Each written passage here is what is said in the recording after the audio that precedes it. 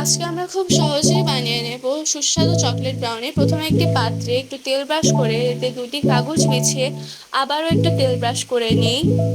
এরপর একটি আলাদা পাত্রে 1 কাপ চিনি, 1 কাপ তেল এবং আগে থেকে ফ্রিজ থেকে বের করে রাখা 2টি ডিম একে একে ফাটিয়ে নিতে হবে। এরপর এতে আধা চামচ লবণ এবং 1 চামচ ভ্যানিলা এসেন্স যোগ করে নিতে হবে এবং পুরো মিশ্রণটিকে এক বিটারের সাহায্যে ভালো করে মিশ্রিত করতে হবে।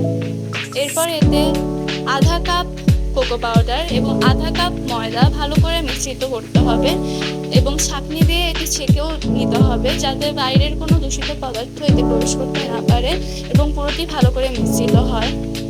এবং আগে থেকে স্ম্যাশ করে রাখা চকলেট এখানে মিশিয়ে নিতে হবে। আমি এখানে ডার্ক চকলেট নিয়েছি, চাইলে মিল্ক চকলেটও নেওয়া যেতে পারে। পুরো মিশ্রণটিকে আরেকবার মিশিয়ে নিয়ে আগে থেকে তৈরি করা পাত্রে সেটিকে ঢালতে হবে এবং ভালো করে সেট করতে হবে। সেটিংস ভালো হয়েছে কিনা এটি পর্যবেক্ষণ করতে একটি কাঠি দিয়ে পর্যবেক্ষণ করা যেতে পারে। এরপর আগে থেকে প্রিহিট দিয়ে রাখা ওভেনে আমি মিশ্রণটিকে পাত্রটিতে করে দিয়ে 20 মিনিটের একটি টাইমার সেট করি এবং তাও যদি সম্পূর্ণ বেক না হয় তবে আরও 5 মিনিট বাড়িয়ে দিতে হবে।